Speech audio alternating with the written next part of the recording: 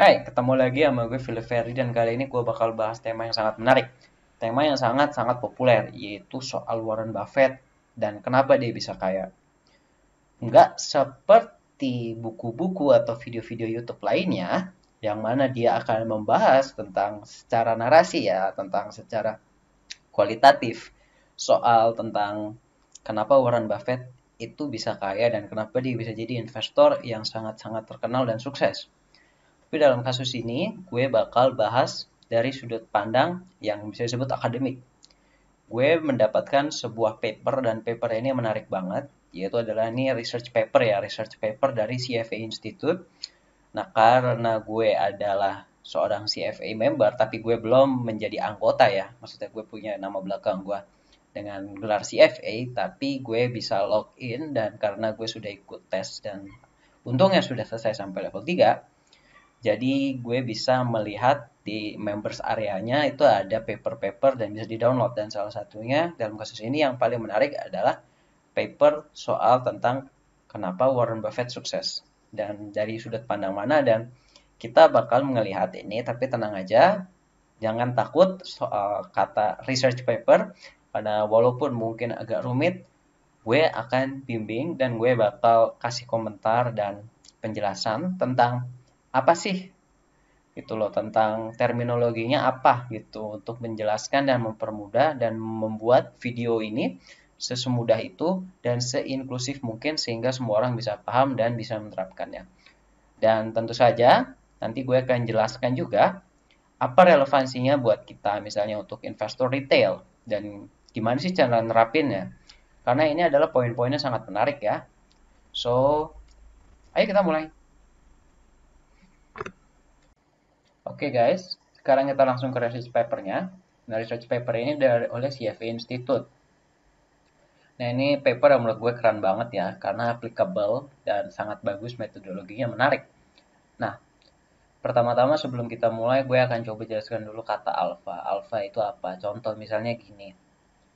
Alpha itu adalah outperforming maksudnya. Outperforming terhadap apa? Yaitu adalah lu lebih hebat dari apa? Misalnya gini. Kita ambil risiko 10 dan normalnya kita dibayar dengan kompensasi return 12. Nah, tapi alpha itu kalau misalnya kita ambil risiko 10, kita itu dapatnya bukan 12, tapi let's say 15. Nah, 3 itu disebut apa? Disebut alpha. Itu adalah kemampuan kita, kehebatan kita untuk mendapatkan return lebih tinggi dari risiko yang kita ambil. Itu kata kuncinya. Return lebih tinggi dari yang umumnya terjadi atas perbuatan kita. Pokoknya kita returnnya lebih tinggi dari sepantasnya atau sewajarnya. Intinya itu aja.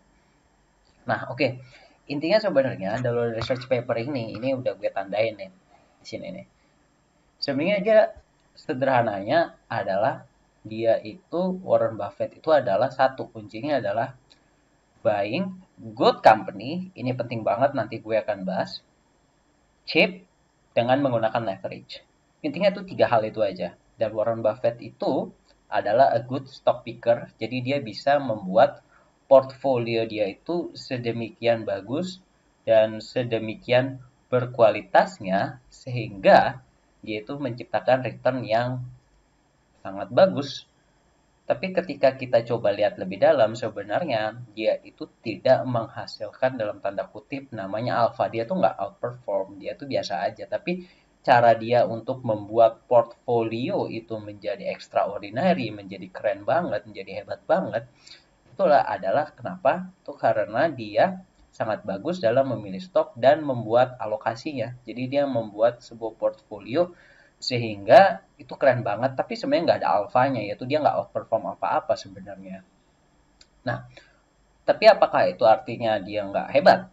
Actually dia hebat banget. Kenapa? Karena even dalam pengalaman gue, seorang fund manager, asalkan dia bisa mendapatkan return sesuai dengan risiko yang diambil, itu udah cukup hebat begitu loh. Karena membuat situasi di mana kita mendapatkan return sepantasnya dengan risiko yang kita ambil itu cukup sulit. Pada kenyataannya kadang-kadang tuh kita malah mendapatkan return lebih rendah dari risiko yang seharusnya. Misalnya contoh, kita ambil risiko 10, harusnya dibayar 12, ternyata kita cuma dibayar 9. Jadi untuk dapat 12 tok aja tuh udah hebat begitu loh. Nah, dalam kasus Buffett, dia ini hebatnya adalah dia bisa membuat portfolionya dengan perusahaan-perusahaan berkualitas sehingga dia itu mendapat bayaran sewajarnya, yaitu adalah bayaran dari kualitas portfolionya. Oke, sekarang kita bahas kenapa Buffett itu bisa sukses lewat approach yang tadi kita udah mention. Oke, pertama adalah murah dan kualitas. Ini adalah sangat penting. Jadi kalau kita lihat dari kepemilikan Berkshire Hathaway dan kepemilikan portfolio pribadinya Buffett, dia itu selalu membeli perusahaan yang high quality, yang memiliki competitive advantage, yang bisa bertahan selama banyak-banyak tahun, mungkin bisa ratusan tahun. Contohnya nih paling gampang adalah Coca-Cola. Coca-Cola itu di tahun 1919.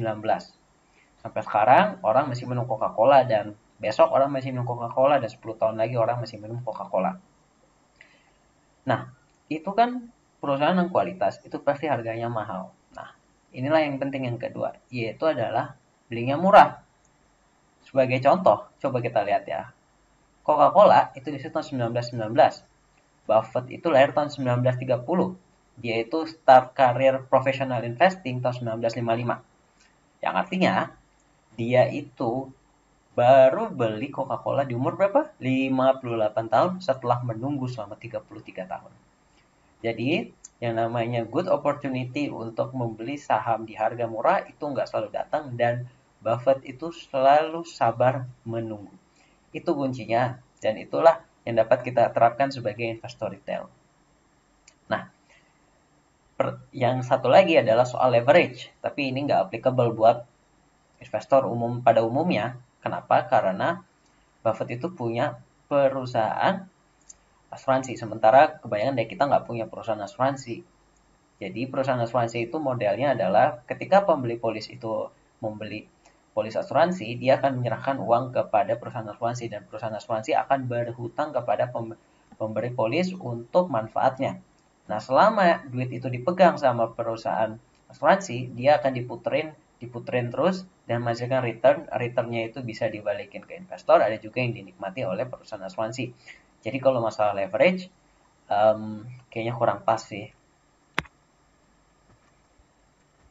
Nah, kuncinya apa kesimpulannya adalah sabar. Buffett tuh orang yang sabar banget seperti yang kita udah saksikan sebelumnya. Dia rela menunggu untuk puluhan tahun untuk satu opportunity yang mungkin nggak akan pernah datang lagi, yaitu adalah beli Coca-Cola dan mungkin bisnis-bisnis keren lainnya. Nah, yang kuncinya adalah dia harus beli kualitas dan murah. Kalau kita lihat berdasarkan research paper ini, Buffett itu beli perusahaan yang berkualitas, bukan perusahaan yang murah, tapi emang karena murahan gitu loh. Jadi kan memang ada perusahaan yang murah karena memang murahan dan pantas dihargai murah. Contoh misalnya PE atau PBV, perusahaan yang PE PBV-nya rendah, itu nggak jamin dia murah dan berkualitas tinggi, bisa aja emang murah dan emang murahan dan akan selalu murahan. Nah, Buffett bukan mencari yang seperti itu.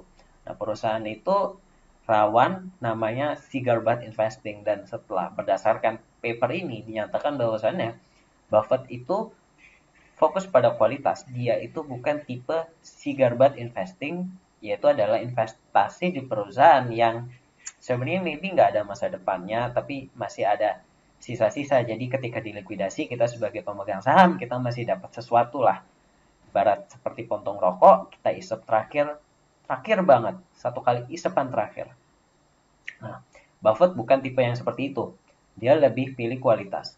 Oleh karena itu, kalau kita dengar ya sepanjang tahun dan sepanjang bertahun-tahun kita dia juga dengan pendapatnya dengan Charlie Munger, dia makin kesini dia itu makin lebih baik beli bisnis berkualitas tapi harganya fair. Agak mahal nggak apa-apa, it's okay.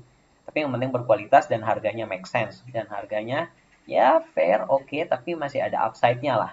Nah, itu yang sudah dibuktikan oleh paper ini dan itu yang ternyata cukup berhasil. Terus masalah leverage itu nggak applicable sih karena kita nggak punya perusahaan asuransi, gue nggak punya perusahaan asuransi. Mungkin kalau ada orang yang punya perusahaan asuransi mungkin bisa begitu atau mungkin teman-teman yang kerja di perusahaan asuransi maka itu bisa banget untuk diterapin. Sebenarnya itu aja berdasarkan paper ini. So, Thank you buat teman-teman yang udah nonton, udah meluangkan waktunya untuk nonton di sini. Ayo share, like, and subscribe. Thank you.